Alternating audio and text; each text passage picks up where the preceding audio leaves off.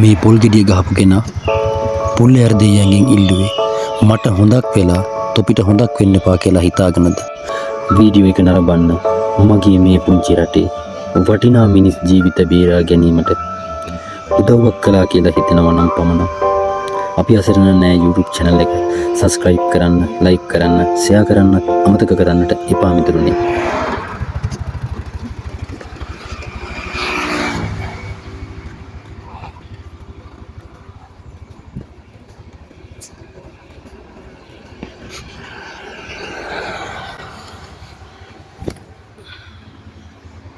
මට කියන්න තියෙන මෙච්චරයි. ඉතින් මේක මිහින්තලේ රජරට කැම්පස් එක ඉස්සරහා තමයි මේ පොල් බෑව තිබුණේ පාරයිනේ.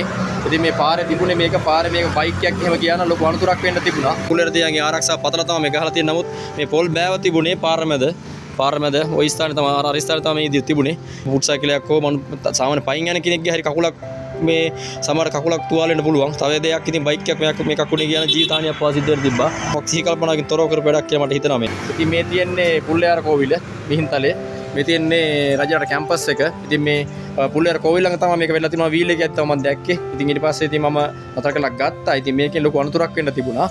ඉතින් මේකෙන් ජීවිත හානියක් වෙන්න තිබුණා. එන්නේ පුල්ලෑර කෝවිලට ආවේ බාරයක් ඔප්පු කරලා පුල්ලෑර දෙවියන්ගෙන් ආරක්ෂා පතලා තමයි මේ කවුරුන් ඇවිල්ලා තියෙන්නේ. ඉතින් පොල් ගෙඩි ගහද්දි පොල් බෑ විසියලා තියෙන පාරට විසියලා මේක. නමුත් ඒ ගැන විමසිල්ලක් නැතිව තමයි මේ අපරීක්ෂාකාරී ලෙස තමයි මේ පොල් බෑව මේ පාරයිනේ තිබුණේ. ඉතින් මේක මේ දේ හොඳ දෙයක් නෙමෙයි. ඉතින් මේක මොකද මේක සාමාන්‍ය පුල් දෙවි කෙනෙක්ගෙන් ආරක්ෂාවක් පතලා අපි මොකක් කර දෙයක් පොල් ගෙඩියක් ගහන්න එතකොට. ඉතින් ඒකට අපි දැනගන්න ඕනේ පොඩ්ඩක් විමසිල්ලෙන්. ඒ වගේම විමසිලිමත් මේ තුල මම දැක්කේ ලොකු නොසිරිකලමත්කමක්. මේ වගේ වැඩ කරන්නට එපා. පොඩ්ඩක් මේ වගේ දෙයක් කරද්දී හොඳ දෙයක් කරන්න තමයි ඔයගොල්ලෝ ආවේ.